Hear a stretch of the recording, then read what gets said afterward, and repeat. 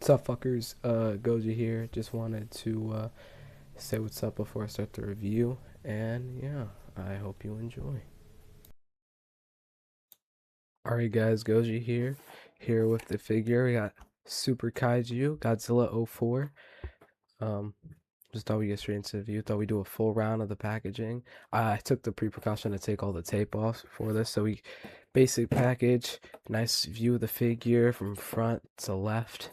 Nice little artwork, Godzilla '04. Got the title. Top of the box, good. Side, Japanese text that I didn't translate because I forgot to. Um, so obviously got all the figures you get. I don't know how good my lighting is, so I'll try to show it off, but if it's not that good, I apologize. But let me see what we got. We got Burning Godzilla 95, Destroya 95, Godzilla 98, Godzilla '02, oh wait, no, it's Mega Godzilla 93, Space Godzilla 94, and obviously this figure, Godzilla uh '04. So let's just get right into it and unbox the figure. So this is what you're getting straight out the box. Obviously, it comes with the Godzilla figure. It's pretty okay articulation for a Target figure that cost me around 40 bucks, although I got it for roughly 25 because I got it from a friend. Um, Comes with a building accessory, which I could say from better than other companies. So SH Monster Arts, but let's just check out this figure. So for around 40, 36 bucks, depending on where you get it, you're getting roughly, I'd say, from my just looking without looking up, I'd say you get a roughly 4, 5 inch scaling figure. It's pretty okay for a Target figure. Shoulders move up and down. So as far as it goes down. Eh, fucking, I'm not a professional. I'm not sure Artemis Prime over here. Elbow movement goes this far back, about this far in. You get full twist on the shoulders and up on the elbows. No wrist movement. Uh, for head articulation, you can only go left to right, no up down. Uh, jaw. Oh yeah, hold on. Jaw opens and closes. You got the classic Godzilla '04 spines. Got tail that seems to be all on a ball joint, but it's not that good. But you kind of get some action. Now for the tail, I can't really tell if this is supposed to be on a wire or not because you can bend it straight, which I don't know why you want to do. But if you could, but it's like a real struggle to try to bend it to the left and don't really look that good. For the legs, you get some knee joints, although they don't go all the way up. They do go down a good bit. You get some really good ankle articulation. It goes that far up, that far down, swivel. Uh, no ball jointed or no ball joints on the chest. No ab crunch. Obviously, no head movement, but it's actually some, I say, pretty good, decent articulation for a $40 figure. Obviously, you get the building accessory for him to smash down and stuff.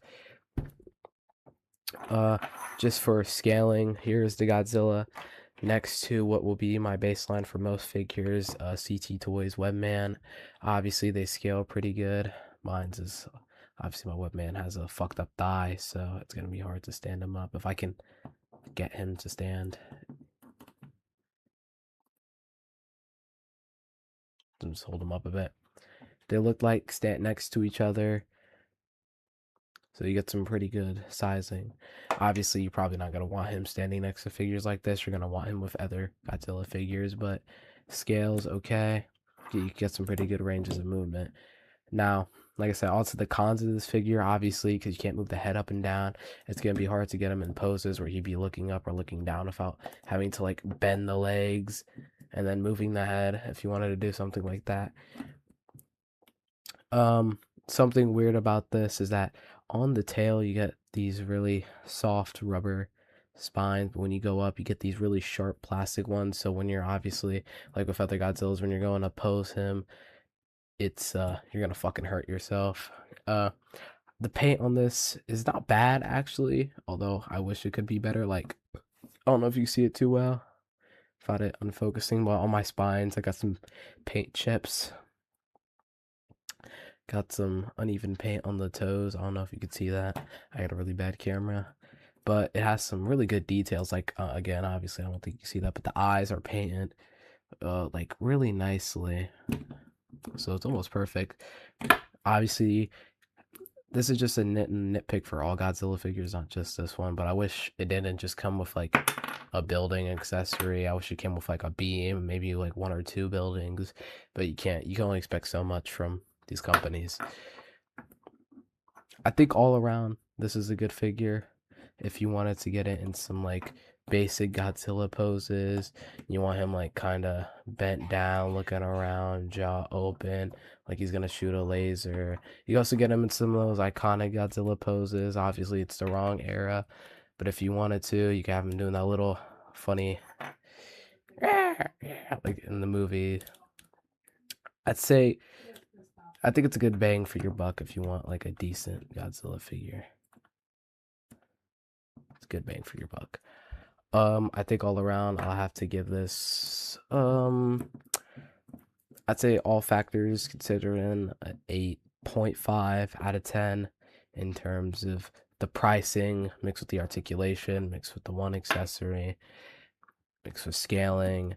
I think if you don't want to go out there and spend, like I said, like $200, $300 on a SH Figure Arts or SH Monster Arts, that's gonna, like, that can basically do almost all the same things as this, except with slightly better articulation and with no accessories, roughly no accessories. Maybe you'll get a building or a couple of hand accessories, but you won't get a beam. You get a ball jointed tail. That's what you'll get. You'll get that, though. That the scales decently. I think it's a good bang for your buck. So I'd recommend this to my Godzilla lovers. So yeah.